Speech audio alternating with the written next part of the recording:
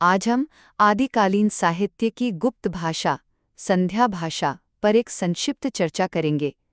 आदिकाल यानी हिंदी साहित्य के शुरुआती दौर में सिद्ध परंपरा के कवियों द्वारा एक विशेष गुप्त भाषा का प्रयोग किया जाता था, जिसे संध्या भाषा कहते हैं।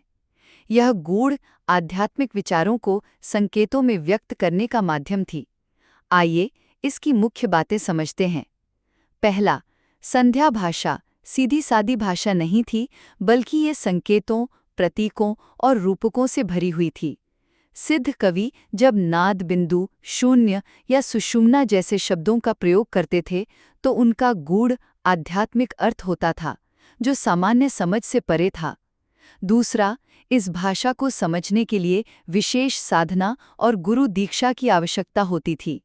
इसी कारण यह केवल सिद्ध साधकों और उनके शिष्यों के बीच ही प्रचलित रही, एक गुप्त संवाद की तरह। इसे सिद्धों ने स्वयं संध्या भाषा कहा, क्योंकि इसके अर्थ सांझ की तरह धुंधले यानी सांकेतिक होते थे। तीसरा, संध्या भाषा का प्रभाव केवल सिद्धों तक सीमित नहीं रहा। आगे चलकर भक्ति काल के निर्गुण संतों जैसे कबीर की वाणी में भी इसी प्रकार की प्रतीकात्मक और रहस्यात्मक शैली देखने को मिलती है, जो सिद्धों और नाथों की परंपरा का ही विकसित रूप था। इस प्रकार संध्या भाषा आदिकालीन साहित्य में आध्यात्मिक ज्ञान को सांकेतिक रूप में सुरक्षित रखने वाली एक विशिष्ट कूट भाषा थी। आचार्य शुक्ल के हिंदी साहित्य पर और गहराई चाहिए तो हमारी हिंदी साहित्य पर आधारित प्लेलिस्ट फॉलो करें और चैनल को सब्सक्राइब करना न भूलें।